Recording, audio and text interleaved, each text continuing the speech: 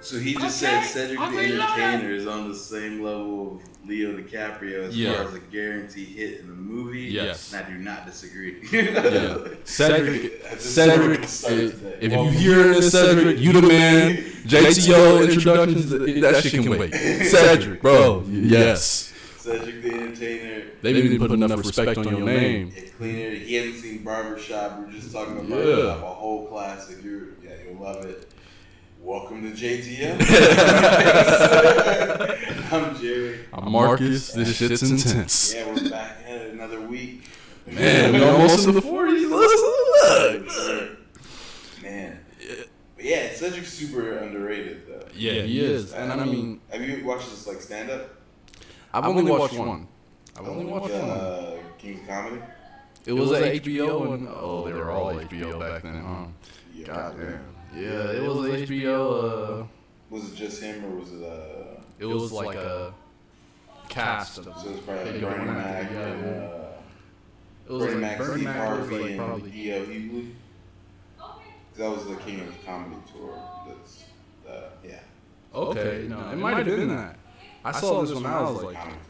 This is actually, my mom used to watch Cedric. She used to watch Cedric, not Kevin Hart, Chris Rock, and a little bit of Mike Epps, and she was crazy about Cat Williams.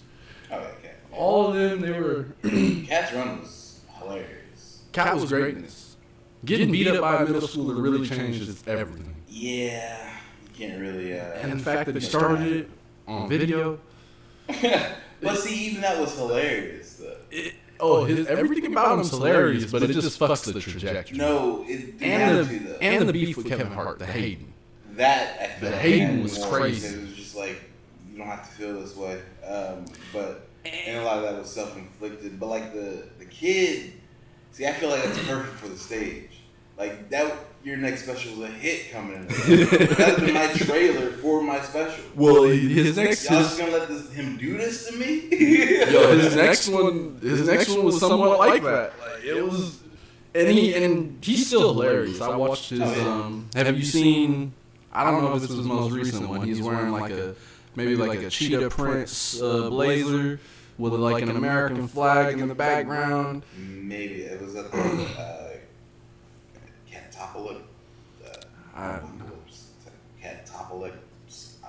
I'm so horrible with the names of these things. I have no idea. That outfit he was wearing was really standing out, so I just remember it. They're all pretty wild. They are.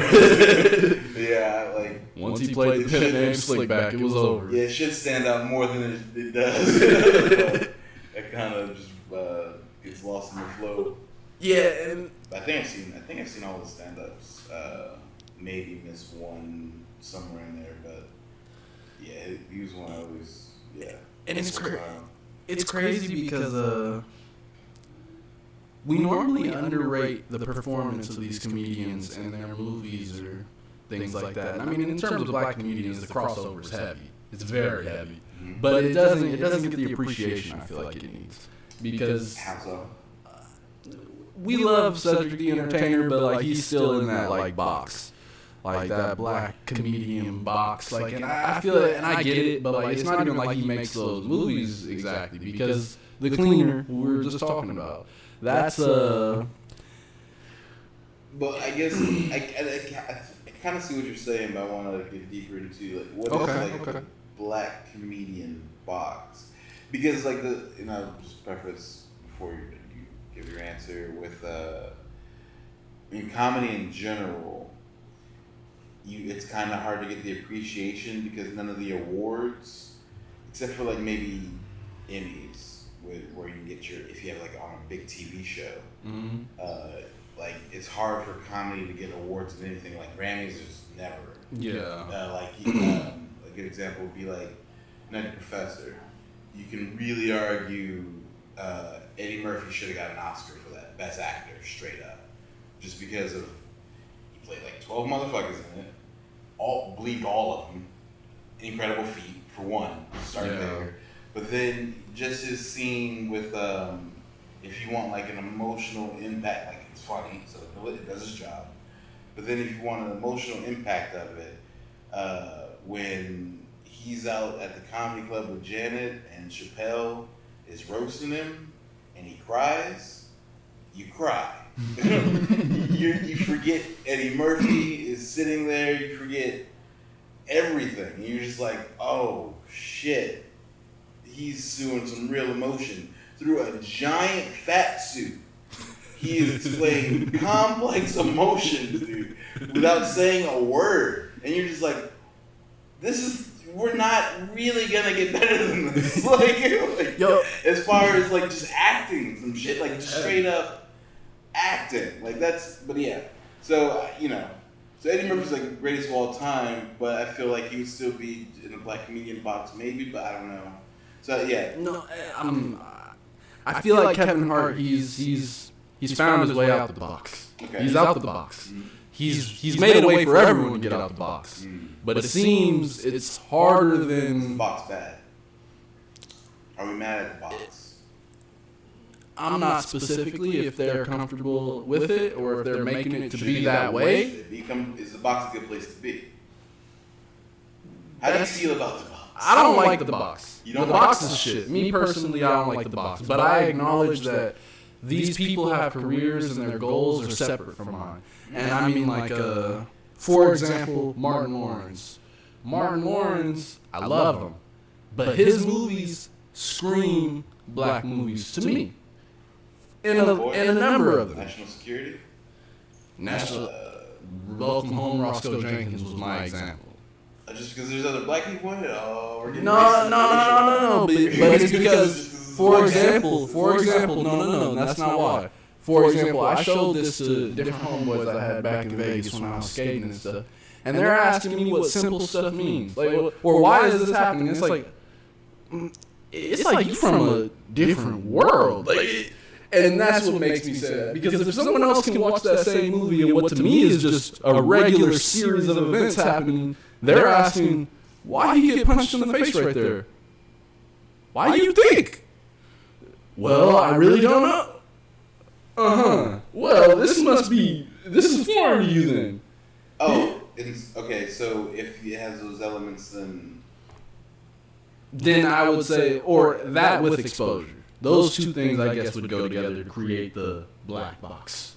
Wait, hold on. I want to, hold on. I had too many things on my mind. Because Martin Lawrence is out of the box from Bad Boys. And I don't know if that happened because I wasn't around to see all the Bad Boys happen after. By the time I can remember movies dropping, 2 was already there. But by 3, it's a worldwide event. Okay. And I mean, go ahead. No, 1 second. I'll be right back. Keep talking. We're not pausing. Okay. So it became a whole event by 3. I love it, but for a lot of his other movies, they were like that black culture to white culture juxtaposed. It almost became like a heavy theme. Like another example, I guess, would be like that's just Black Knight. Like one of the fastest things that happens is like the dogs at the table. He's like, they're and it's like in the movie, it's in Old England, and so the dogs at the table. He's licking the king's hand before he puts his hand in the peas, and he's like, yeah. So he's asking about where he's from. He's like, where I'm from, the dog ain't at the table. And that, especially at the time, like that was, I feel like that was black culture to a T. Like, matter of fact, when I first saw the movie, my mom's in the back, like, yeah, you know it. So but what's the problem? Same scenario though. You show it to some white people and it's like, what's wrong with the dog at the table? But that's the point of the joke though. Yeah, it is. But I'm saying that plays a heavy role in the movies, and that plus the kind of exposure your movie gets is what I would say creates that black box. I would argue you're overthinking the point of that because because if you didn't have those kind of elements because just by him being black in the environment, in an environment, and the fact that he came from wherever he came from within this universe, he has to be honest to that, and so For sure. like you can't ignore those elements, and that's the point. I'm not saying that. I'm not saying that these things. It happens all the time in reverse. You just don't think about it. For sure, no, because that's what you would think of as normal. I'm not saying making a movie or having things be true to that is bad, which is why I was saying I do think the black box is bad, but I didn't want to say it's just flat bad. It's a thing. I don't like it for the people because I feel like they could be bigger, they can do more, but what why? See, I guess I don't like. I know what you're saying because it's super. I feel like it's a pretty. It's a real feeling, but I don't know if it's the right feeling. Just because, like, why is doing our thing not good enough or not big enough? Because I mean, like, or if. And I also want to be like, no, because I agree with you, and I wanted to say I agree, and I think that music did that. They took us doing our thing, and they made that the thing. That's now hip hop's taken over. It's not debatable. But in terms of movies, I agree. I do think it's good enough. I think it's great. I enjoy all of these movies. Yeah. Because we do hate on it, like, because like rap music is just us doing. It's doing the black shit. Yeah, like, it is. When it's just, but then you realize that is just, it's kind of more, or everyone kind of does a version of it. Really, we just express it the way we express it, and it's kind of the same thing in the movies, like where it's like, it just shows that we all have our little things. For sure. And these are ours. And I appreciate the difference. Really, I do. I would like it to get more exposure. I don't know if that's from producers, promotion. I don't know how it works out that they don't do the numbers that I feel like they should. Well, all right. In all fairness, I would say we need higher quality more often, which we're kind of in that zone now where we will get that. But there was a time where I don't know. It's like, you kind of see like a movie side by side, and you kind of just see the way it's shot and the way it's. Yeah. Where it's just like, this is. Something's off here, like, and you get that feeling sometimes. But then we got past that though, like Friday. And I do want to mention that, and I want you to get back to Friday. I haven't noticed, and not just Kevin Hart, but in general, we've kind of been getting over that hump. Dolomite is my name. That was a hit. Mm-hmm. I think that was all black cast mostly.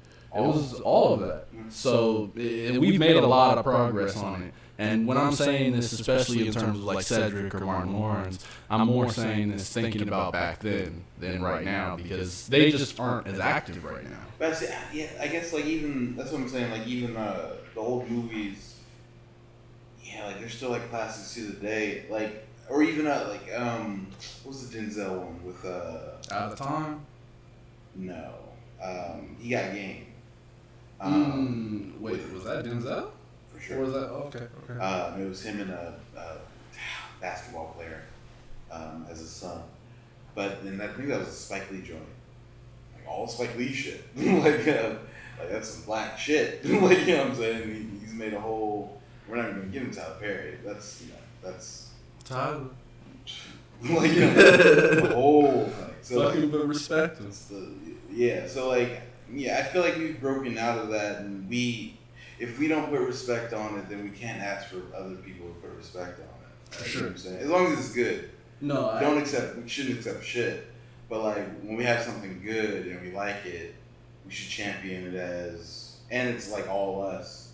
We shouldn't downgrade it or wait for it to be approved by someone else. Exactly. No, I completely agree. Because if we're looking for outside vindication, we're never gonna be happy. You know what I'm saying? Within. Yeah, and that was why I started off saying just my love and respect for Cedric. Just before I even got into, I think he should be bigger. Like, I think his level, what his level's at. King of comedy. See, like, what's big though? Oh yeah, I guess that. Well, and I mean, I am also putting this outside of even his being a comedian. I'm talking about movies. I'm talking about a separate second career. Yeah, and I mean he might agree, and I would love to see him do more for sure. Yeah.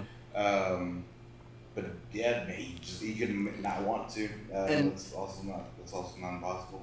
And within us talking about the black box thing, I do want to say that it seems like black celebrity in general have more avenues than other celebrities, or they become more things at one time. Like even in the Cedric the Entertainer, he's a comedian, he's an actor. Our boy Eddie Murphy, he's a comedian, actor, musician, writer. Now this is a shout out to Hope. This is kind of what Rockefeller was based on.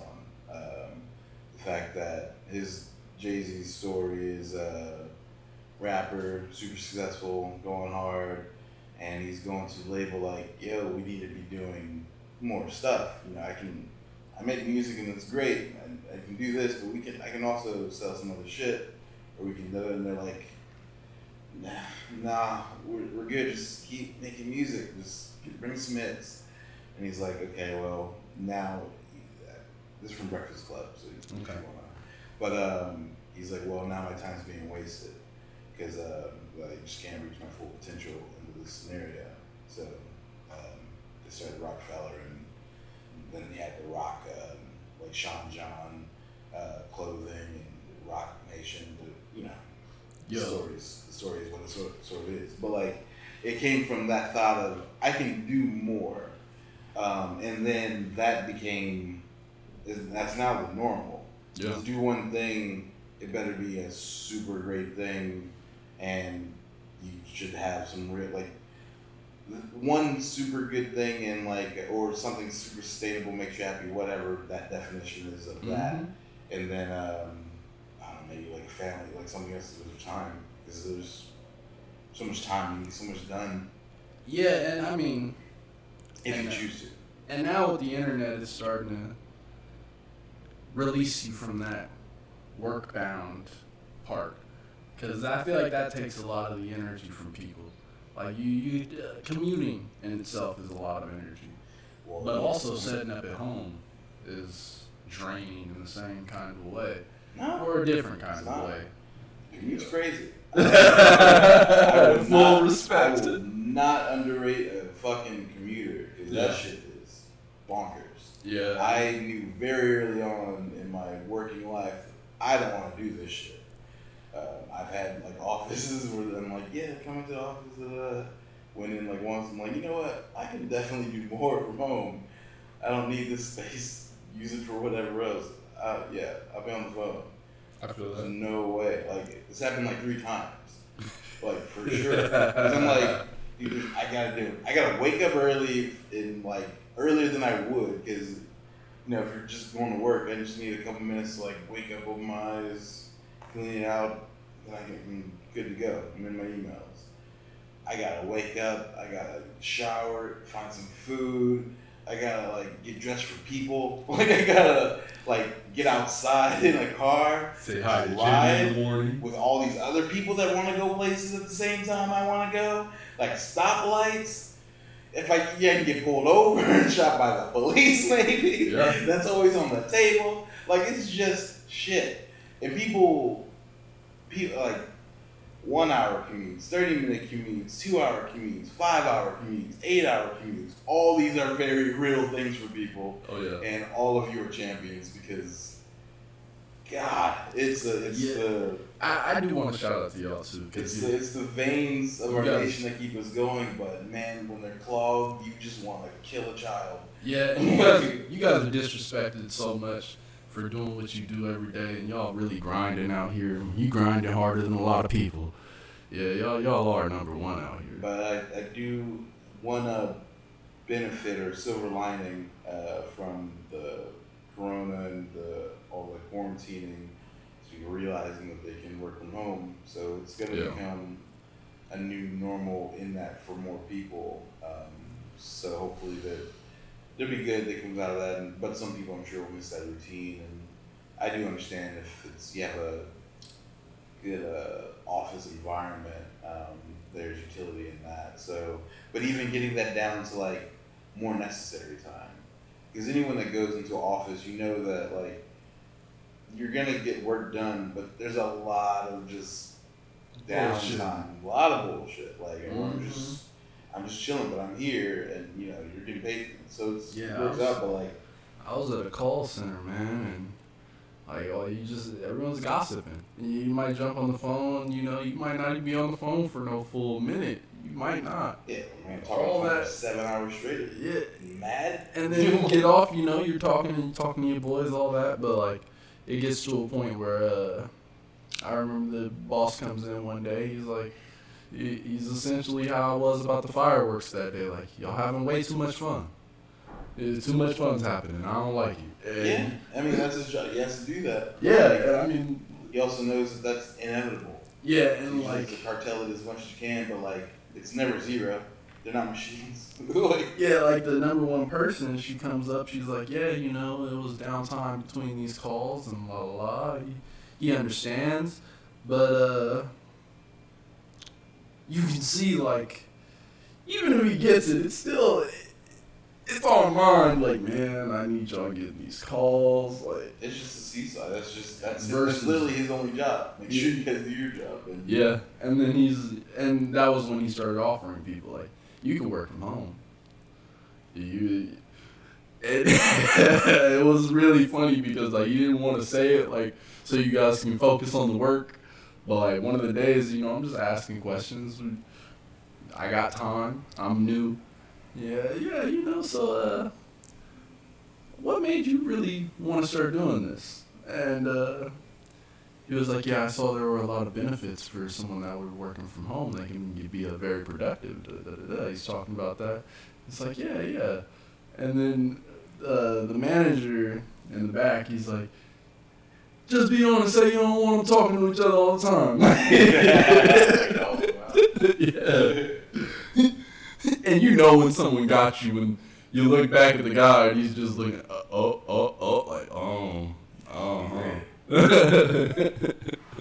Today we can just be real with each other, like, because I mean, even saying that doesn't even defer you from like taking the option, really. I think it doesn't. It's always fear there, but like.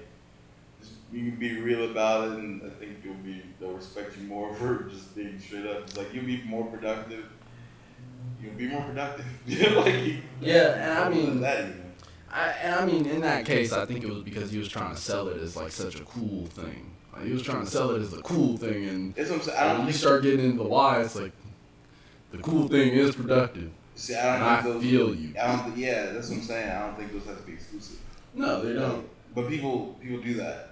You know what I mean? Like, well, that's because I think we've talked about this before. That our education culture, the culture of our education doesn't.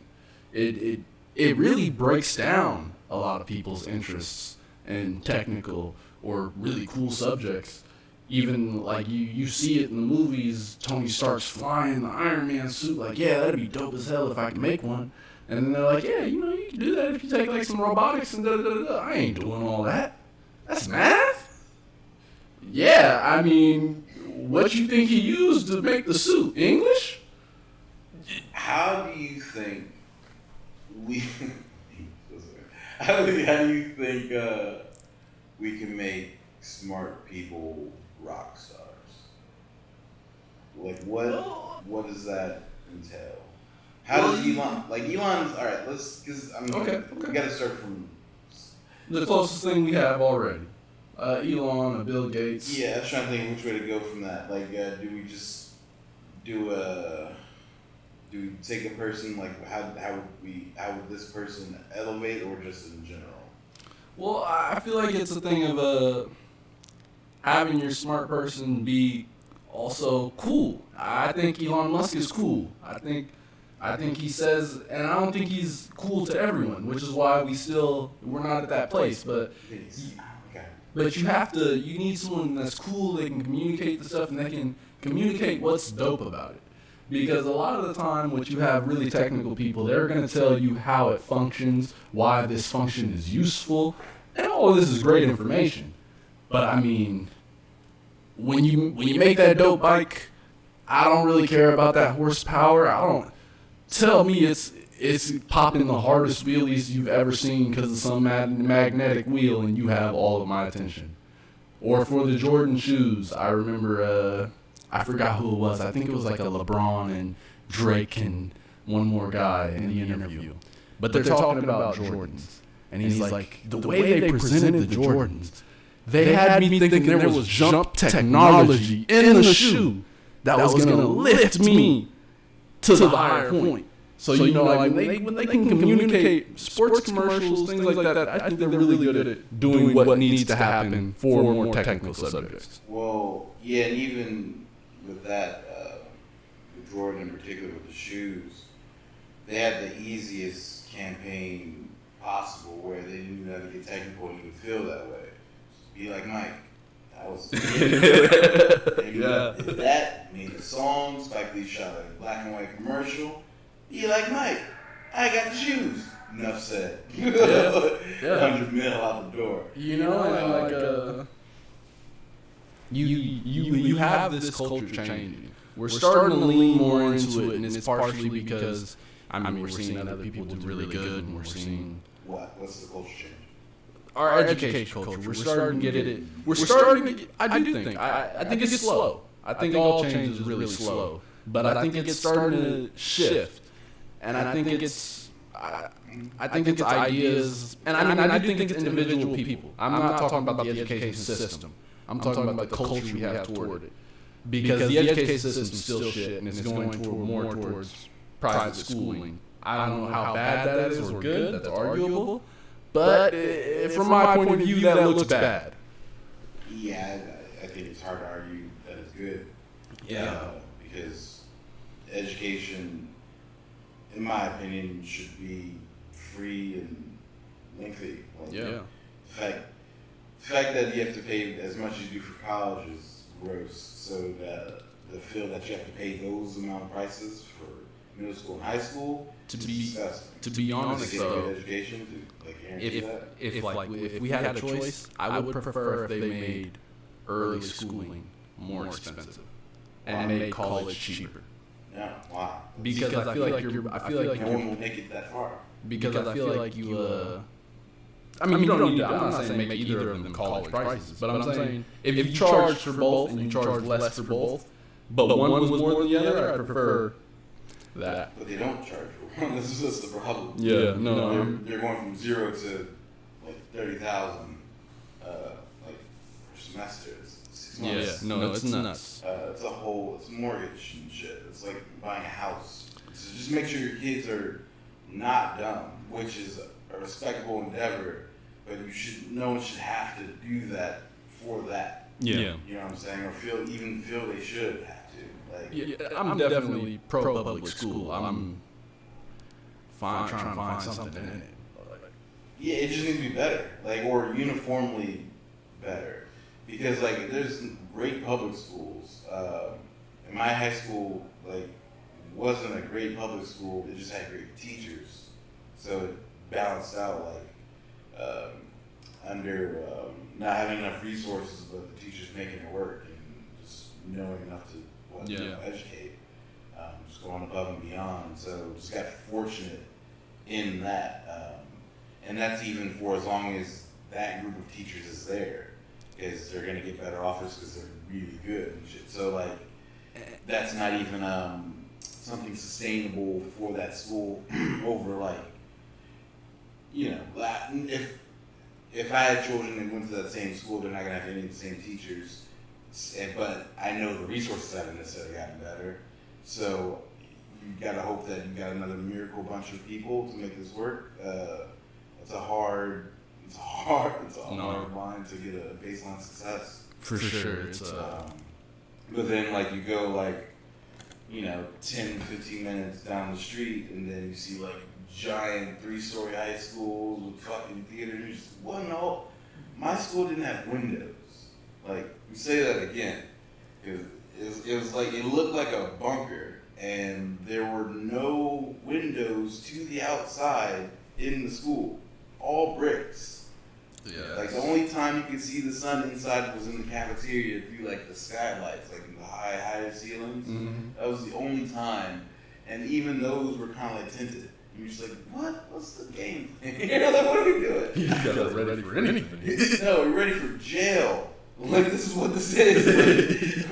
Like bells going off. I can't see the sun for 8 hours. Like, yeah, that's very this is not conducive to any real life. So, but then, literally a community away is people sipping tea outside. Like, chill. It's just like, wait a minute, what?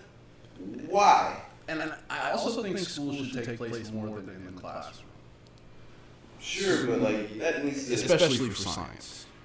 Yeah, but I completely agree, but we just can't gloss over the classroom's shit. Yeah. You can't even expand past it if you have nothing to expand from. You know what I'm saying? Like, you need a base. Yeah. Like, you can't tell them to go do experiments outside when we could do it in the lab where we can control it. Mm-hmm. They want me to go burn down my house in the name of knowing that acid burns shit. I should be able to learn that in the school where none of my shit's in danger. Like, for sure. Like, and I only say that because like that was something that took a lot from me in school. Like, it was especially early school, like the sit the fuck down thing. Yeah. That bothered. Like, early in school, my problem, like before homework, before any of that, was that I just get up and start pacing, walking, doing something, and I'm still listening. I'm still with you, but I don't. I couldn't sit still long enough. You couldn't keep me there because even if I'm interested, I need this. Like, I'm not doing this because I like moving, but I really. Did you have like a recess? Yeah, we had recess, and I mean, like, I enjoyed recess. No, especially like after elementary school, yeah, but okay. Yeah, there was no recess. Yeah, there was PE. Yeah, I mean, it's just movement. Yeah, it was, but it was never the same, you know. Yeah, like I wanted.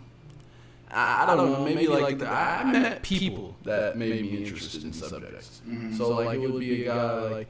We talk about like zodiac signs, stuff like that, and so like he'd have me out at night and we're looking at them. That's this, that's that, and we sometimes we talk about stories that went with it. If you knew the stories, you know that really got my attention because constellation. Yeah, zodiac sign. I mean, they kind of both, but yeah.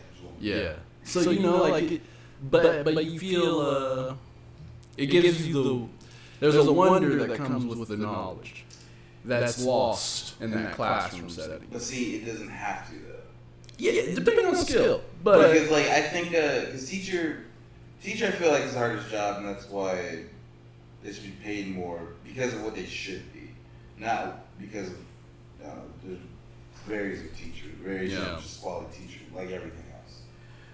But the bar, or the best case scenario for a teacher, is have 100% knowledgeable about this thing, or as knowledgeable as expert level at least, and then have performer. Because I do have to simulate you to give a damn to care about knowing any of this information I have to offer you. Yeah. And that's a real. They're equally important, and like the best can create that in some way. And they don't have to be like a Broadway play. You don't have to do Hamilton to teach history. Yeah. But there is a middle ground of just, at least it's interesting to you. Like, if you're, you can't, all right, everybody open up the first chapter. So, what is this? All right, American history, 1960s. It's like, are you learning this too? Like, what? Talk about it. Like, talk about it. Like, if you're excited about it, I can at least have that chance to be excited about it. But if you don't give a fuck, why would I? Like, there's no reason for me unless you happen to come across someone else outside of that just happens to spark that interest independently, and then maybe you come with your own fervor to it. But even that can fuck up some shit, because what if you're excited about it and then the teacher shit, and now they taking your enthusiasm for the thing like that? I've seen that happen too. I was really lucky in school that like when I did develop an excitement for different subjects, a lot of the time I was lucky enough that I had a teacher that they could bounce off it. If they weren't already pretty hype, they could see. Yeah, and I feel like that's a lot of teachers. Like they get stuck in that dronage. It's just the shit of it. Being down by the system. Yeah, and like, I empathize with it. It's just such a shame because it's such an important. It's the same. It's really on the same level, but on the yin and yang of it, with like police officers that just got beaten down by it. I'm not getting paid enough. I'm always in danger. Da da da. They fuck up and they take a life. Like just even taking out any racial tinge of it. Like, and if you put that in, then we are where we are. But like even before we get there, and like these are just good people, just living life that make mistakes or can't or lose that enthusiasm for the job that even why they went into it in the first place. You know, and mistakes happen, and with police, death and people's lives being ruined is a mistake. On the opposite end, teachers, it's that life being stunted in a department where they could have been great, and an interest that is just never sparked. Yeah. So that reverberates for the rest of their life just as much as day-in lives or, throwaway lives in jail on the other side. It's a life lost, or, changes the whole trajectory. Yeah, and trajectory of the person, family, the community, possibly the world, because we can do anything. Yeah. And you never know, you just never know. Yeah, it's crazy because we all think of ourselves as little islands, but we're all kind of like germs in the ecosystem. More like ants. Yeah, I mean ants. You can compare that. That's a good one too. Yeah, because you mess up that. Like we're all on these different trails, and you step on that path. Like we can't find a way around it together. That whole shit gets lost. That was behind it. Yeah. They don't know where the fuck you're going. See, and I was saying that because like everyone has a play. Everyone has a part. They play a part, and everyone's part plays into the other parts. But we think like, since we're so specialized, we get so deep into our part, we forget how it connects. Like, I remember one of my teachers, he was so cool because he was passionate about history. So, like, you get him talking, he'd be talking about, this isn't even in the curriculum. He's on a whole new subject. Just like, yeah, the Ottomans, they did this, and this, and that's how this is another example in history of this happening. And he'd always break it down to a place where you could see history make the repetitions. And that was really cool. And one of the times he's talking about how certain empires fall, and he's like, no one notices. He was like, no one notices how their mistakes are affecting those around them. He was like, that goes for everything. He was like, that's people, jobs, empires. He was like, everyone forgets that when you make that move, someone else has to react. So they have to play off of that. And if you do a bad play that messes up their play, it goes further and further down the line. And he was like, that goes professionally and familially. So he's like, you might mess one guy's life up, you've messed up his family's life, you've messed up some of the other people he worked with's life, because what if he was doing essential parts for them? He was like, you're just throwing wrenches in the gears. That shit can reverberate. It really can for generations. Like, yeah. It really can. Like, yeah. And I mean, we don't give enough into that echo effect, like of just even the butterfly effect of everything rippling off each other. I think we overthink this whole experience because, like, we all want to be great, and that's great. Like, we all strive and we all want to, achieve, but in all that, it's kind of me. Well, it's me. Everyone wants to play the head, not the tail. Yeah. Yeah, because everyone wants to be the captain of the ship. Everyone wants to. That's why I respect people that they're like, I don't want to be that. I want to be this motherfucker. Because it shows a different level of thought. Yeah, and I think it takes an extra step. Because it's easy to do. It's easy to go hard at the expense of anyone else or anyone just not caring, just piling through, and whatever happens, what happens. You can raise themselves up. I did it, you know. But that extra step of like, wait a minute, what if I can run this up, but also not leave a wake of destruction? Yeah. Is that really possible? And like, can we brainstorm that just as hard as we did with this original plan? You know what I mean? Like, because it's extra, and honestly, maybe you can't to like the same extent. Like, as in, like, you can't run it up as high. You can run it up, but like that extra tier, you need the bloodshed. People have to. For sure. So you gotta make it. Is it worth it? And that's the problem of like corruption and fucked up behavior. You know, when you compete, you have a lot of people that, and this is why we make rules the way we do. Some people are willing to take things to a certain level, and that'll take them farther than someone that's not willing. But and that's where the technicalities kind of come in. This is where Republicans, I think, are really smashing on Democrats. Like, Democrats, they're good people. They really are. They have good hearts. They might not always do the right shit, but from what I've seen, they usually are trying to think of the right things. Republicans don't give a fuck.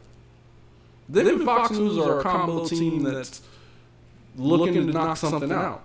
And if you get in their way, well, hey, you know, even if I can't convince the world that you're wrong, I can definitely convince them that you're not right. And it's hard to compete with people that are willing to lose to beat you. And that makes less people want to play fair. And as you get less people that want to play fair, then you get escalation. Or if you... All right. Oh, yeah. You've gone off. I don't equate. I mean, you can, but I don't equate like the business with the political realm. Just in that, like, the political realm, you're doing fucked up shit knowingly. I feel like to make a point or to drive your point, but in the business. If you're big enough, you don't have to do fucked up shit for fucked up shit to happen.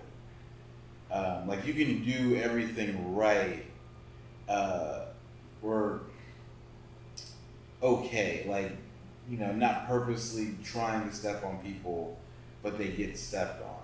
You know what I'm saying? Like, Walmart, when Walmart opened, I don't think their tagline was, let's destroy mom and pop stores.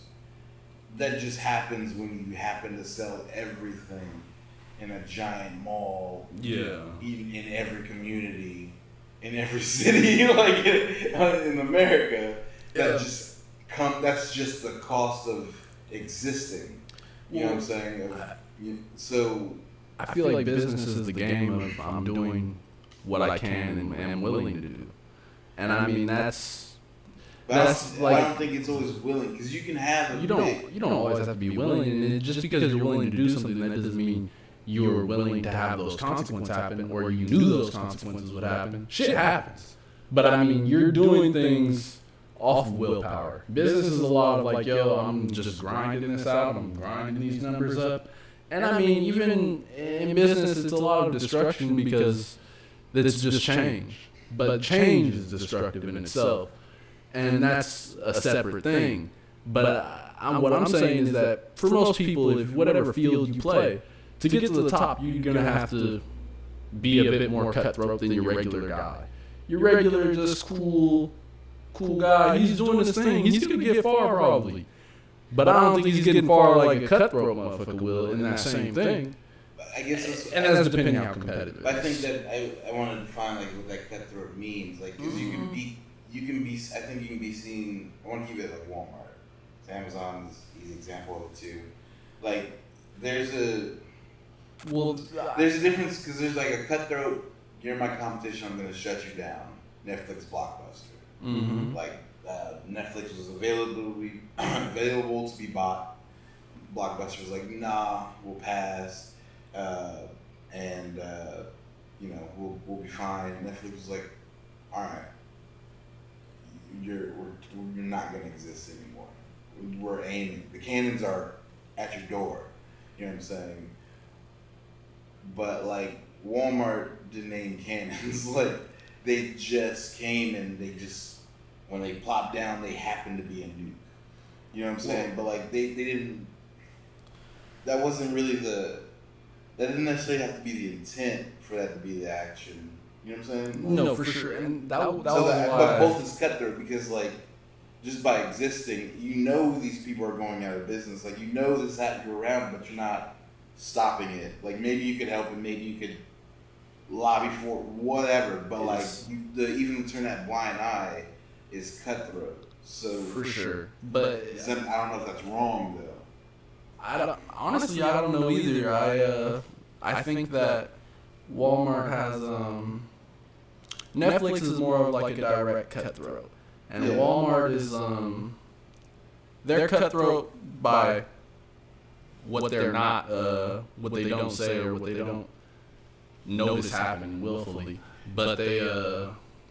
And I do want to clarify. Walmart could, of course, definitely be up to some nefarious shit. Maybe, and I just don't know. But I'm just saying by. But I think that anyone that sets out to make big change is setting out on a cutthroat mission. That's just the fact that you're trying to change. Can you define cutthroat?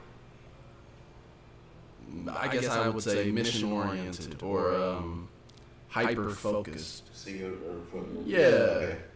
More so than cutthroat, because cutthroat has that connotation of I'm trying to fuck you. Yeah, and that's we gotta lose lose that. Getting lost. I'm I don't think you have to, but like I get. Yeah. So it's that hyper focus that when your goal is to make changes, the destruction just comes with it, and that's why I think that in certain religions they literally classify change as chaos, and order is just stability. But that's how they classify it. But I mean, there's organized chaos, like when Walmart's breaking these hot mom and pop stores apart, it's organized. Like we know what we're doing. We didn't know they were going to get shut down like that, but we knew we were going to be here to there for sure. That's just what our plan is. And it's chaos for everyone else, but for them, it's just the plan unfolding, and there's some unexpected consequences. If they're unexpected. Yeah, see, I guess, well... And I mean, you're setting out for big change if you're saying, I want you to buy everything in this store versus these mini specialized stores. Is it nefarious if it's not unexpected? Because Walmart because that's why, like, New York City, this was probably less than 10 years, but maybe in that range, but Walmart wanted to open up a Walmart in Manhattan. And Manhattan was like, fuck no. Yeah. Because it's all built on, like all little restaurants, little shops, and bodegas. It depends on what level of perspective you're at. Because for, like, New York, I think they're at the perspective of the local perspective. What's good for us is what's good for this city. So if you take money from this city and that money doesn't come directly back to it, you're nefarious in this perspective. But that's true everywhere, though. That's never not true. How so? So these mom and pop stores. Money leaving. I'm saying like your business's money isn't meant for you. Like Walmart. Money. Yeah, like Walmart. They're Walmart everywhere. No, but like that's not going to keep. Walmart can't keep the same level as 17 moms and pop shops. That's going to have all those moms and pop shops. They'll still have grips of employees, but all of that's in the community. That's where it's meant to be. It's all for it. Exactly. Walmart's not for it though. Walmart's for Walmart. Yeah, that makes it nefarious for them though. I'm saying. But if you feel like it's for the world. I'm saying like. Or you're talking about me. No, I was agreeing. Oh. I was agreeing, but I'm saying. You were saying for New York, it's nefarious there, but I'm saying anywhere a Walmart is, that is true. Like anywhere a Walmart lands, they're taking money's being spent there, and that money goes to Walmart Inc. For sure. Out of the community. I was saying for any community, but I was saying the other side of that is Walmart, and they're like a worldwide business. So it's not bad. It's just shit that's changing. This is how the world's starting to be. There's a lot of these things. Amazon's here too. This is gonna keep happening. Like but at least we're like American, they can say, or at least we're this or we're that. To them, it's just progress. Shit's happening. Shit falls off. It rises. But for the community, it's nefarious because, I mean, they see the money go. And I mean, you can also, like, you have the people that already have Walmart, and I mean, I don't know how, I need statistics to go into if there's more money being made by these people or if the people with the mom and pop shops are, on average, having everyone make more. I'm not talking about the owners, I'm talking about the employees. Wait, say again? The employees of a mom and pop shop, other than the actual mom and pop, are they making more? Are the employees of mom and pop's places making more than Walmart? Yeah, that's what I'm wondering.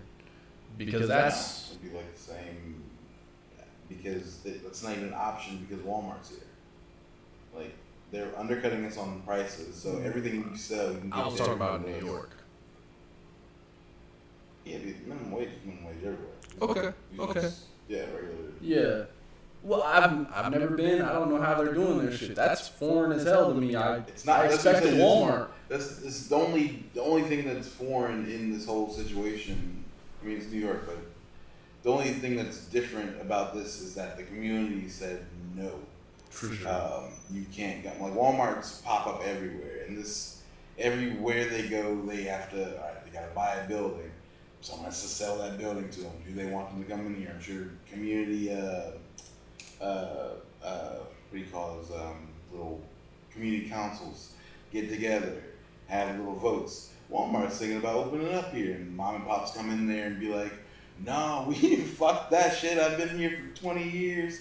I've been here. As soon as they come in there, you close the doors, and the fucking mother of three is like, fuck that noise. They got Pampers for 99 cents. We need that shit. It's going to be convenient for everybody involved. Lobby. Doom. Walmart. Yeah. Doom. They're closed. Doom. Whatever. You know what I'm saying? People are happy. People are fucked. It's just it's a different system. No, same system. Different locations. Everywhere. Oh, no. I meant mom and pops versus Walmart. They're just different systems. But I was saying, what's that mean? What's the difference? To have a bunch of mom and pop shops is very different from having Walmarts, and that's because it's kind of like I think we talked about this before for keys of power. When there's 1-2 people that have a bunch of power, it's very different from a system that has 7 or 8. And I mean, that's for everything. So, like, I think an extreme example is San Francisco and the tech community. You have these tech guys that come to did I say San Diego? You meant San Francisco. For sure. Okay. Yeah, San Francisco. So these guys come, they're making all the money, their businesses are great, their businesses are not mint. It's a worldwide business. It's not a business that's there. They bring money there, but that's not the focus. And so then you have these people that they're migrating here to make their money, and they displace the people that were already there doing whatever regular stuff they were, and that's just add time. With the change in system of how they're doing things, chaos just has to happen, and then there has to be people that come and go because it's not going to work for everyone. It's different though. I don't think a Walmart improves the property value of your house when Apple, Facebook, and them come in and they bring in 6-figure places. Now, if I want to sell my house to them and displace me because it's gotten expensive, they're paying me triple for my house. That's why I was saying it's way more extreme. I mean, but that's why they're not the same. They're even because it's not a. Yeah, like because that is for the community. All the money made in those places, not all the money made, but people made by those employees does go right back into the community of San Francisco because they live there. Yeah. So that opportunity would not have been there for those high level jobs to pay that much if those companies hadn't come there. That is never true for when a Walmart comes in. Walmart is always paying minimum wage that would match or probably undercut and probably getting paid less at a Walmart than you would at a mom and pop, just because I'm sure they try to loop a way around and just pay you the base minimum. And like you were saying before, all the money spent there does not get dispersed through these minimum wage checks that these employees are getting. Yeah. That's not even a drop in that bucket. All that money is exported into wherever the fuck the headquarters are. Like, but when Apple pays those checks to those people and they're spending those money, they're spending it at those restaurants, they're spending it on the mortgage, they're spending it on gas. Like, that's all in the community. That's directly. That's money. It's a big boost in money. That's why all the property value goes up. That's why the schools get better, because there's more taxes being taken from the time. So, yeah, we're pumping money back into that because there's more money. Then why is it all of these people can't maintain their homes in San Francisco? What's that problem? Because it is expensive, you have to then be that. So you have to own it. Well, why is there not leveling up with the level ups of the tech? It's renting versus owning your shit. If you own your shit, you're good. If you're renting, then you're getting priced out. It's like if they, here in Plaza, I talked about it before, like Mexico's smart about only selling like property to Mexican citizens, because if they did not, that boardwalk would there be Gucci, Chanel, vintage, like, and this rent here would literally be like 10 times the amount, easy, without a blink. So you don't even have to redo shit, all of it, just because of the proximity. And then like you start, and then if you want, then if there's some engineers here, you bring in a fucking Facebook or whatever, boom, $60 parking where parking was 20 pesos.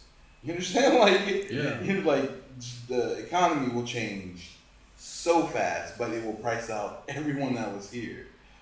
So people that own, you can get cashed out, but if you didn't, you are homeless. Like, or you gotta move south. You just gotta move. But in the sake of this discussion, is that not them fucking the community? It matters on how invested you were in your community to begin with. Like, if you own part of your community, then you're able to reap the benefits of it. But if you're not able to be part of that, if you're not able to invest, then yeah, you're out. But it's not a disservice to the community, because the community is improving. Now, whatever that community is left, or whatever that community looks like after that is the people in the community is displaced. Yeah, I mean, which is a number. No, it's definitely some gentrification, but I'm saying like,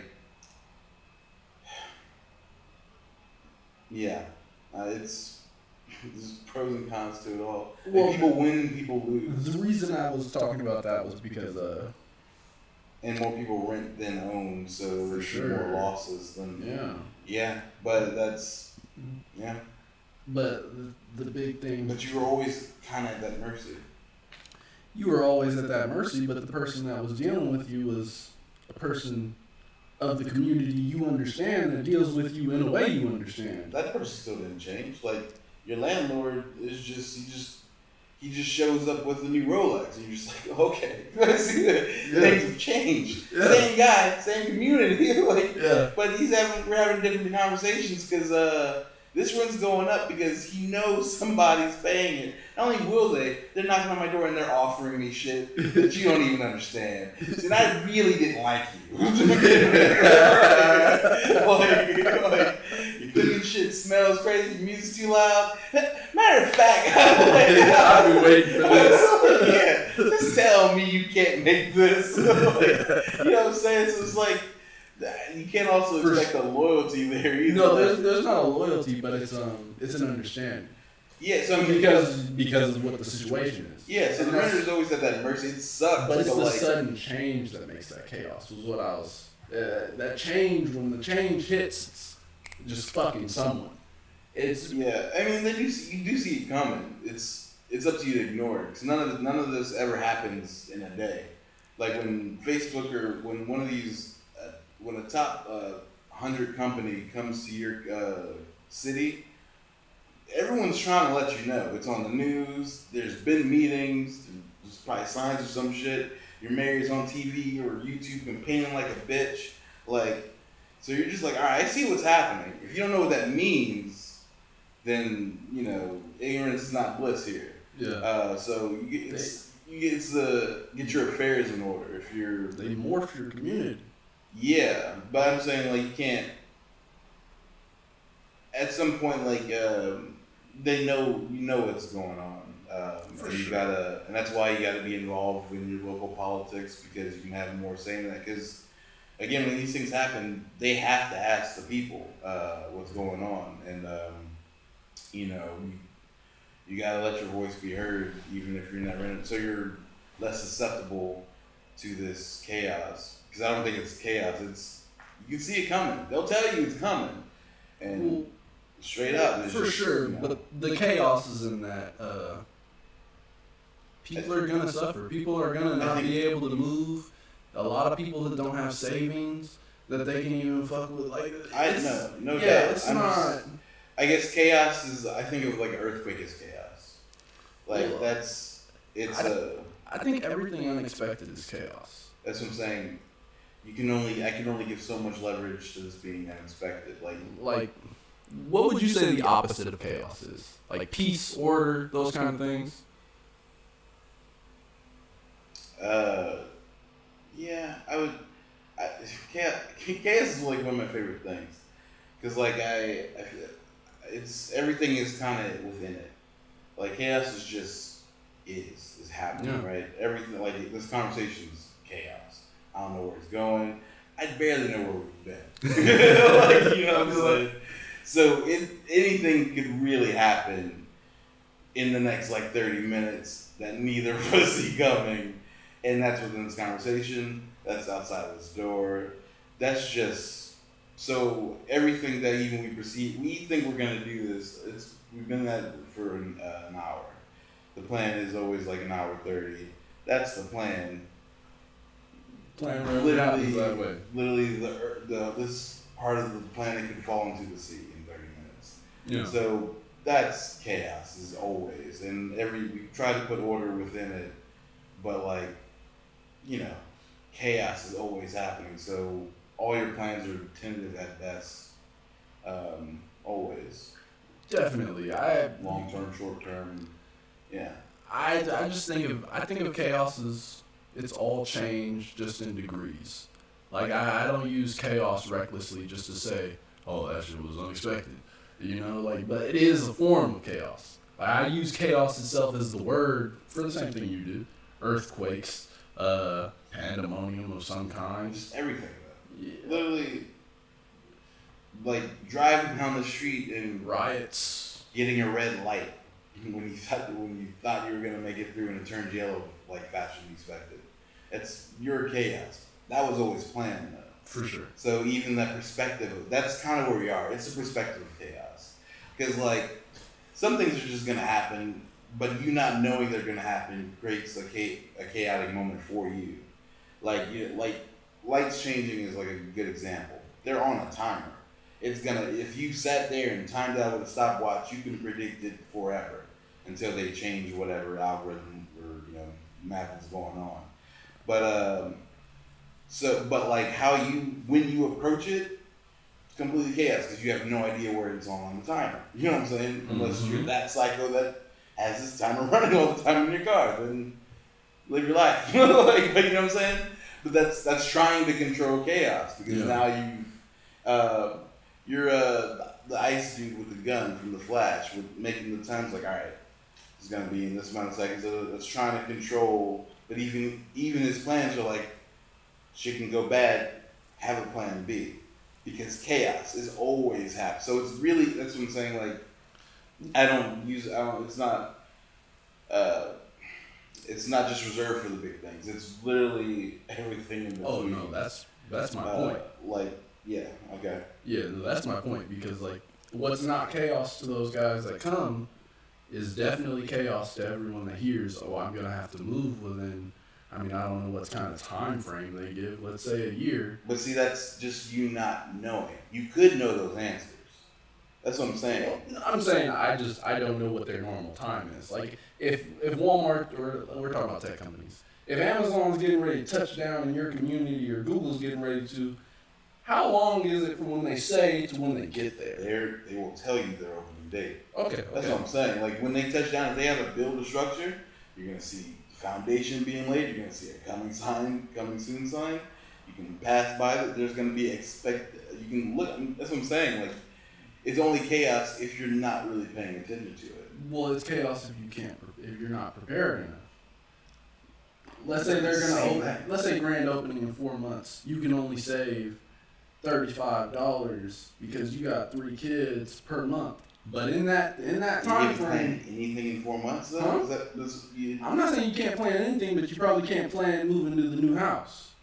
But within that time, I'm just freestyling here. Saying, you can't be working 4 months is a long ass time to make a plan. 2 months then. But 4 months is about what happens in time frame. That's what I'm saying.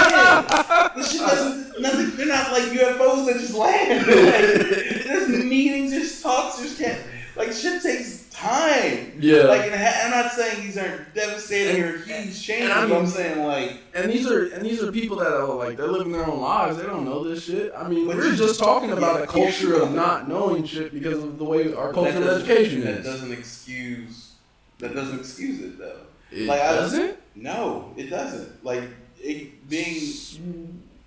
Real quick, so you think the people in San Francisco that didn't move out in time deserve to be displaced? Deserve is not part of any of this. Okay, cool. Because, no one deserves anything good or bad. Yeah. I'm saying your ignorance is something happening around you for a prolonged amount of time just because you're living your life. We all are. You can't, excuses gotta get chopped out at some point. There's a point of personal responsibility of like, all right, things are changing. I don't know how this is gonna work, but I know something has to work. Whether you make it work or not, if you weren't working on it, making it work, then I'm supposed to feel bad, like, because I didn't know. Like, I didn't know doesn't get you anything. That gets you sympathy at best. That doesn't get you to the next level. No, and I'm not even talking about the next level. I'm talking about homeless. That's all I'm talking about. Like, fine. Someone says, if you go homeless because you didn't know, you have to look at yourself in the mirror. Let's say you're homeless because you're on minimum wage. I mean, you're still homeless. Like, if you're homeless because you were on minimum wage, you couldn't afford to make that move. You needed a U-Haul. You needed many things to get together. You weren't making enough to be able to make that move, plus what you already had going on. You knew in a certain amount of time you needed to do more. What? You knew all right, you're making a minimum wage. Okay. And then, all right, I'm watching news one day, Amazon's coming to our, Apple's opening up in our town, and oh shit, that's right down the street. And, okay, I see. Maybe talking to some neighbors, maybe you're outside, and there's probably some chatter. Should be the biggest thing happening in your city, no matter what city. Yeah. That's how big these are. No, I'm saying, so it's not even like a small town versus big town. This happened in San Francisco, New York, Seattle, Atlanta. People are talking about it as much as it happened on a farm in rural, wherever the fuck. So, if somehow you miss all that, like, you know what I'm saying? Like, all right, so like, you gotta do math at some point. Like, all right, I'm making minimum wage. It's already hard. Because if you're making minimum wage and living off of it, that's hard, no matter where you are. Like, For sure. Straight up, right? For sure. Baseline. And so you got a whip that's gonna get harder. You gotta go harder. That's the only, or leave. There's no other. Well, leave is happening. Huh? Well, leave is kind of just happening. Either way, I mean, you have both options. Depending on what kind of gap we're talking about. What people make giant gaps. That's what I'm saying. Fair enough. I'm not saying it's not. I'm saying it's not possible. And I'm saying I'm not gonna accept ignorance as an excuse to I can still feel bad, but you know what I'm saying? Like I can I'm not even saying just that. That was just the easiest toss up in the brain. Because there's very real stories for these people in San Diego. Like, yeah.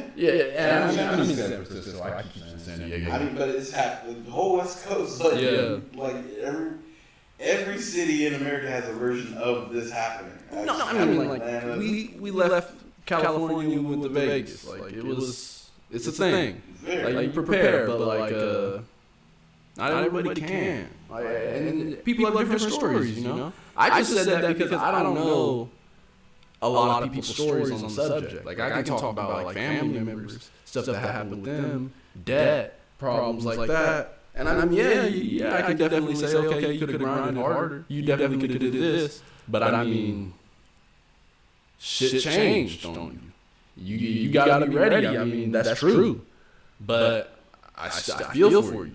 Like, it's can't be. Well, no, that's why I was asking you, did you feel they deserved it? Because I felt like you were going in the angle. That's why I asked. Deserves not, again, this is not part of it. It can't be. Because, like, no one.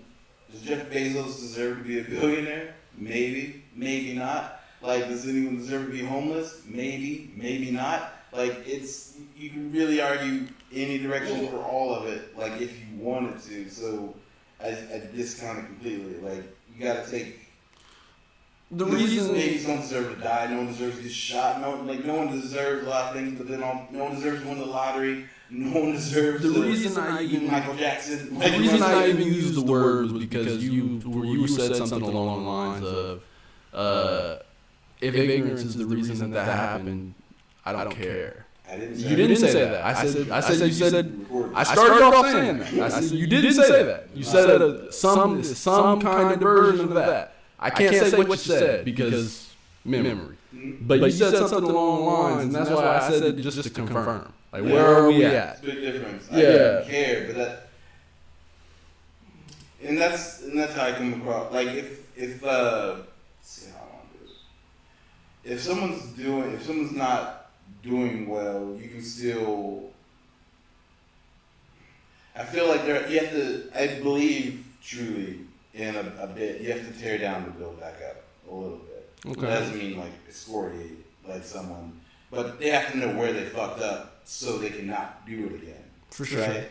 So less story. If a person is in this situation, now they're finding themselves homeless, and I come across this path, and for whatever reason, I'm giving my 2 cents on the situation.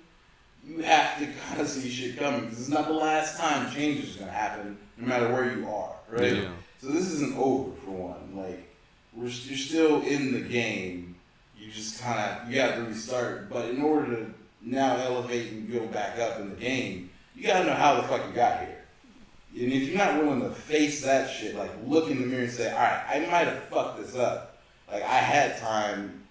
Were there extreme circumstances? Sure. But what can I do better? And then we can, like, build forward. But I'm not going to skip. I'm not just going to say, like, shit happens all the time outside of fucking nature. Like, everything else you can see coming, or you can ask somebody. Educate yourself, but figure it out. And I'm not even saying I know all current events happening, but, like, anything that would affect me tomorrow, I'm pretty clear, outside of the sun not rising, or we're in California, so I do think about the earth shaking too much. Like, you know what I'm saying? Yeah. So, like, that's what, yeah, I don't ever give anyone excuses. Because you can't really, I mean, not ever, but, like, to a point.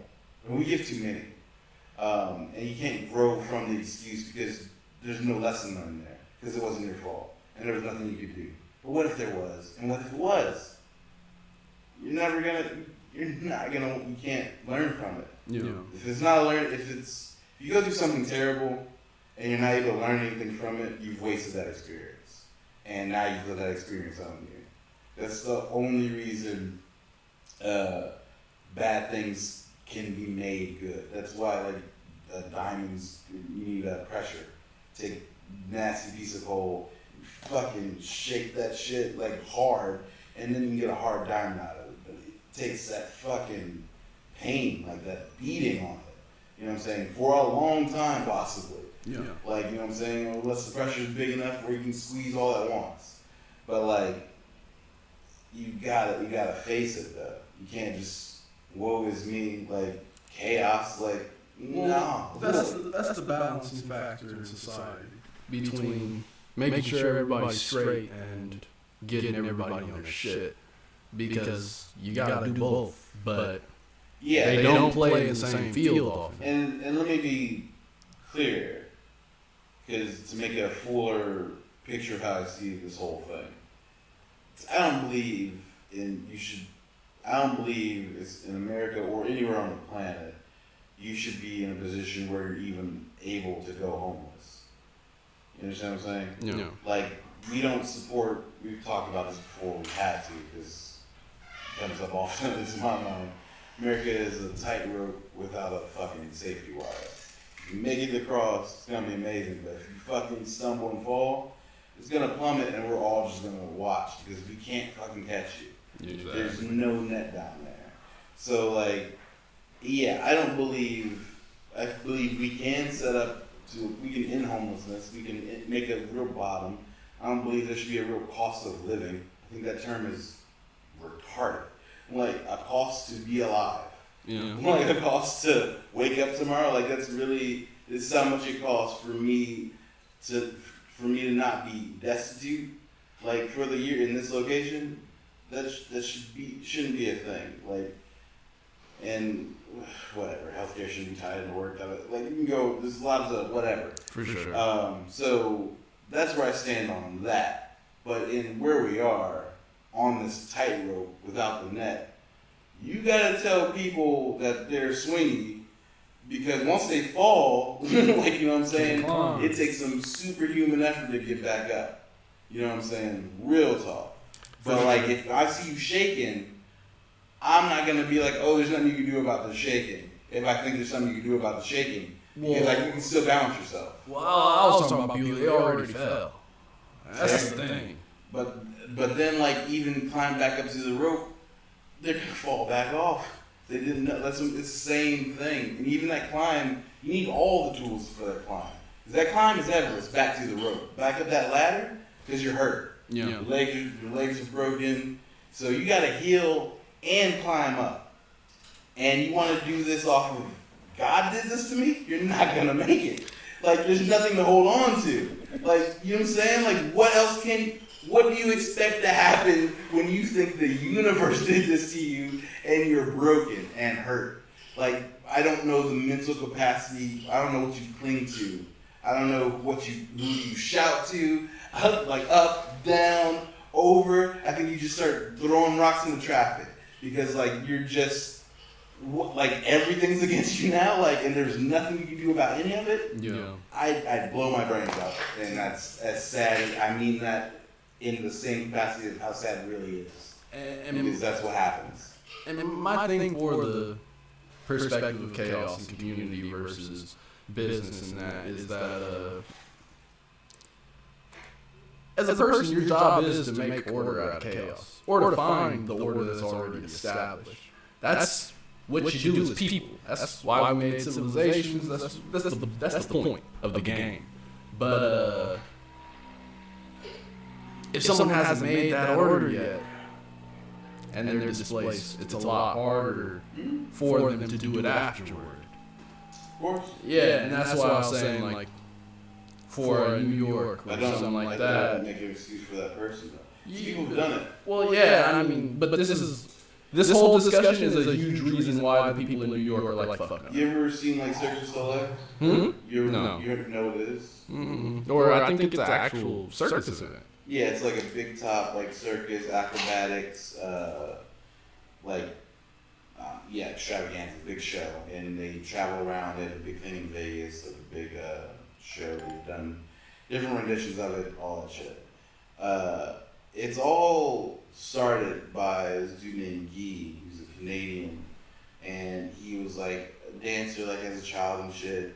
He ended up homeless, on the street performing, fucking on the street. He turned that into $1 billion extravaganza that you can see around the world. Like, Prince was a janitor, like, to, like, raise money to go to the studio to become Prince. You know what I'm saying? Like, I'm not, it's hard, okay? Like, I'm not saying it's not easy. Like, it's hard. Like, nothing, it's hard. Like, everything's easier said than done. I hate that phrase too. It's hard and most aren't meant to make it. I mean, only if you believe that yourself. Well, I mean, just off numbers. Sure, but there's people that have given into, they can't do it. If you believe, as soon as you say you can't believe it, you're right. No, I'm not saying any individual person. I'm saying. Sure, I am. Yeah. Yeah, we're saying different things. Okay, what's it say? I'm saying that. I mean, you're saying everyone not meant to make it because of numbers. Sure, but I think a lot of that. I think we can have a lot more of people get broken. I'm talking about wealth distribution. Yeah, I don't. That's yeah. But I think we can do more of that as well, but people aren't going to grab more. How so? Well, if you have a person working minimum wage, like they're not grabbing out a large part of the pie, they can do the minimum wage and hopefully maybe do something else. Decide grab a large portion of the pie. More people are grabbing more of it and getting more wealth. Like no one's preventing the. It's hard. I mean, you know what I'm saying? Like it's. Yeah, I think that's an excuse to say I can't do that. Yeah. I see what you're saying. I know what you're saying, and you're probably not wrong. I'm not wrong. But I mean, if your perspective is just an excuse, your perspective is reality. But it's not just made up shit. No, I don't think it's not. I'm not saying it's made up. I'm saying that most people aren't going for larger chunks of it, so that's why it's not. That's why it's not distributed. And in that, we've actually repeated this somewhat of a discourse. In that, does that make sense? No. This is what I'm saying. We've had the same kind of discourse on different subjects. In that, it's like there's a very real facts. This can hold you back, and it's like, yeah, but don't think about that. That shit's an excuse. It doesn't matter. And that's normally the back and forth. Yeah. And okay. Yeah. No. That's where I am with it. Yeah. That's. But normally, when I'm saying that, it's because in the discussion, that's a very real factor of it. It's not. It's almost integral to the subject. Like, not all of these people are going to become Jeff Bezos. Not even half. Not even 1/1000th. But I don't think that's because the system. The system's not set up against them. Yeah, but I didn't even want to use. I hate use the word system. That's why when I go full stop, because fuck, that sounds. Ugh, I hate it. But we're in a winner takes all kind of. We're not though, because there's multiple billionaires. It's not zero sum. There's not one guy with all the money. There's one guy with a lot of the money, but that's because he's doing a lot. Yeah. Like that's what I'm saying. No. If you looked at Jeff Bezos' day today, it would probably blow your mind on any given day of the week because he's grabbing at a lot. He was doing that when he was at his fucking desk with the little spray painted Amazon.com and Relentless.com. He was grabbing. Like, so if you think you're out working Jeff Bezos, you're not. You're not. Yeah. and you haven't been for 20 years. For sure. So you're not grabbing for the same chunks that he's grabbing at. I can guarantee you. And even if you are working as hard, he's doing it smarter. He's diversified it differently. For sure. Because you can also go to work and break rocks for, you brought up someone, it was like you, it was at like a pool. Me, a homeboy at a pool. Yeah, and he was telling us he works 8 hours a day or whatever, so he's not working smart enough and got mad or whatever. He didn't deliver the message right, but he's kind of right if you feel that way about the position. For sure. You're not doing something right. And so unless he can able to make him see that that's even possible, he's going to be stuck in this wheel. But you can just write that off to this is what it is when it doesn't have to be that. And I feel like all of the wealth distribution, you can put a million excuses on it, and he'll be miserable but not broken out of the cycle because he didn't know there was a world to be broken. You know what I'm saying? Like, you just got that message delivered incorrectly at that time. That didn't make that invalid. And that's the same thing what I've been saying. Like, it's all that, like, but the thing is, and in that situation, he invalidated his hard work. That was the whole problem. In the situation at the pool, by immediately replying from "I'm working this hard" to saying "you're not working smart enough," you've discounted how hard he's working. And this is why, for sure. It said you didn't deliver right. No, for sure. But what I'm saying is, this is most people that would do that approach. That's the whole thing. Yeah, the why is, I get why. We do this to hopefully someone sees the why and is able to make for sure with it. But like, yeah, hurt people. People are not communicating right. There's a lot of I know why the cycle is not being broken in different places. But again, that doesn't mean I don't believe it shouldn't be broken. So you know what I'm saying? Like, I mean, I guess all I can do is take from what it was and then go forth with that. Like in that, if I knew that person, or if I'd be like, yo, that was messed up, and I know how you feel. Yeah, you work hard, da da da.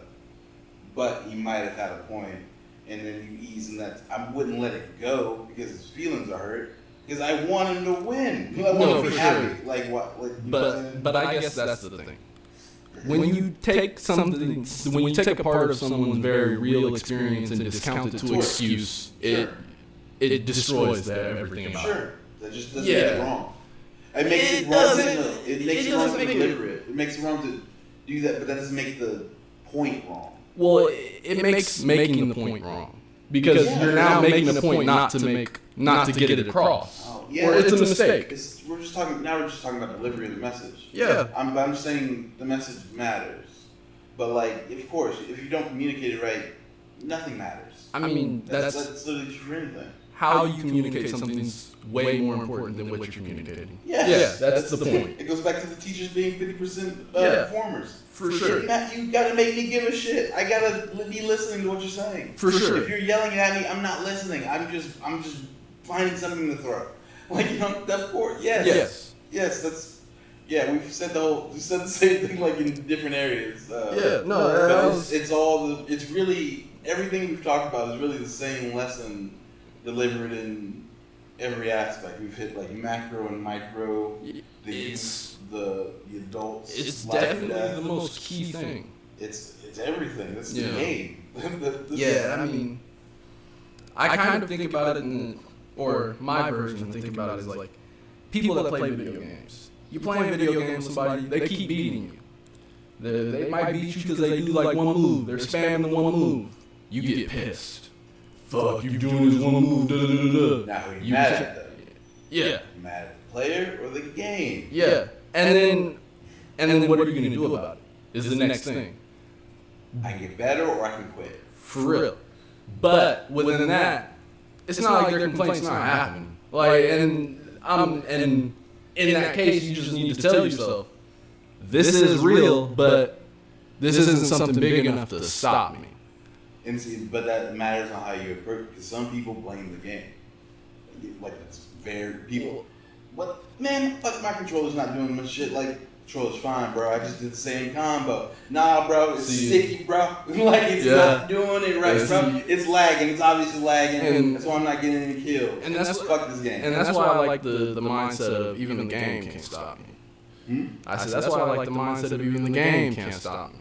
If the game's against me, I just gotta beat the game. Like, whatever's there, or matter of fact, fuck all of this. Floyd Mayweather, put him in front of me. Just put him in front of me. You want to be number 50? However you feel about it, think about how he feels about it. Serious. I've watched this man do hand workouts while hanging with his kids after running 5 miles at 4 o'clock that morning. And I mean, just determination. It becomes the butts of determination. Who wants this more? For sure. And if you want to talk about hands, he's ultimate. That's all I know. Yeah, I mean, like, I'm sure you're I not was watching watching in these streets. Oh no, I mean, listen, I believe in myself. Hey, it's all the it's I'll whoop Floyd Mayweather in my mind. No shit. But behind his back. Yeah, I swear. Behind the camera, the back. We edited this out. I can't even be in earshot. What if he says, "Okay, let's do it"? But you know, like, and I mean, I was even this morning, like I do my runs. I was telling you about it already. We talked about it multiple times, and I mean, I was trying to just go harder. So I put in an extra 2 miles. I threw up, and it's like, okay, well, shit. Usain threw up too. Yeah, he did. That ain't gonna stop me. What do you say to people that are mad at the path? Well, I mean, it's dirt. Yo, you gotta love the dirt. Like, you gotta love the dirt. Being you before. This is how I felt. This is what I'm saying. And all these situations I see the same. Like, people, because that's. And I also have to say that I maybe in that sometimes people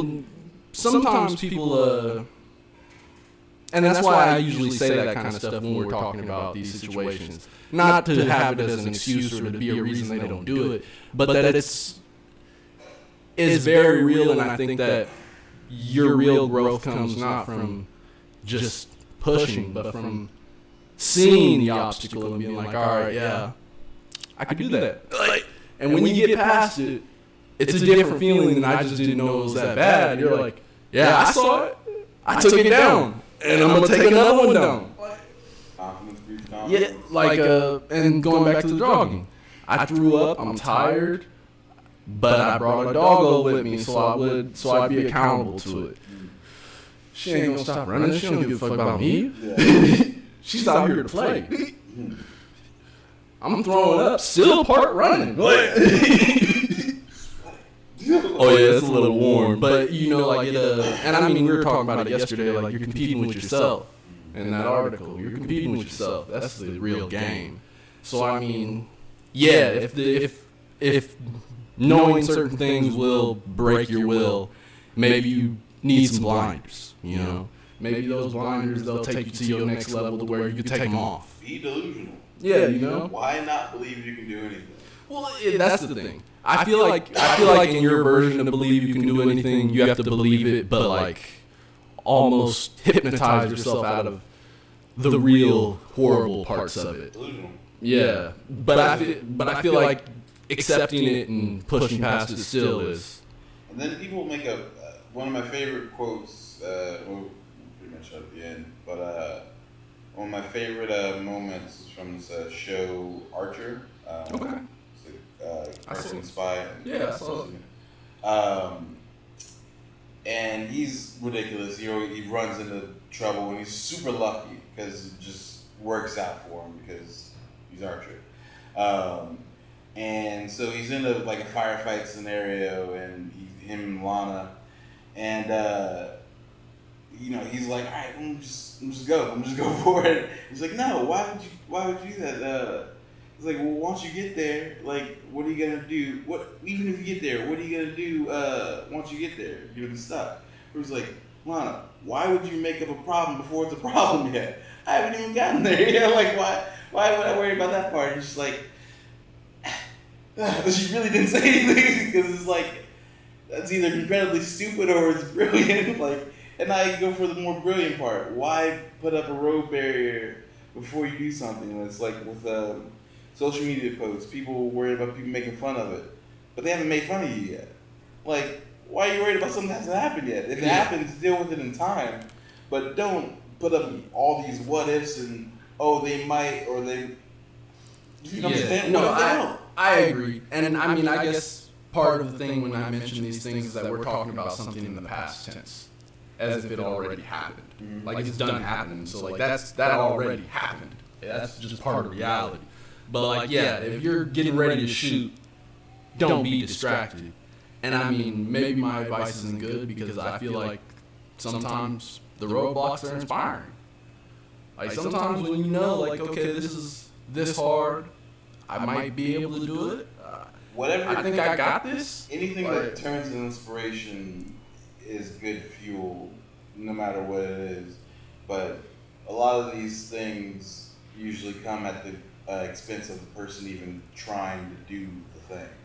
Because like, oh, that's gonna be hard. It's gonna be hard. They're gonna hate this. Da, da, da, da. Fuck, I'm not gonna do the whole thing. If you take it that way, you need to eliminate all of that because otherwise you're never gonna start anything. But no, if you see like a hurdle and your mouth starts watering and your Birdman hands are going, then yeah, that's Jordan. Like he would make up stories of people said behind his back just so he can go score 50. You know, like that's. What? And so I mean, imagine how you deal with whatever. And I think about Kanye West. Like, why? Because Kanye, he'll talk about like how what the trouble he's having in his industry, this fashion shit, and he's talking about it like, and you would think the way he's talking about it like this is like bad, but then it always bounces back to like, nah, you know, I'm just grinding this shit out, man. This is just part of what's happening. And I'm Kanye.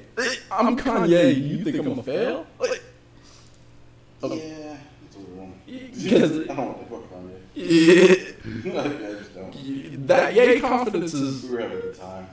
Yo, Ye confidence is it's beautiful. The crazy that comes with it is definitely separate, but the confidence itself is it's crazy. Yeah, I don't know. Well, this is another episode of JTO. Just talking online. Yeah, this is fun.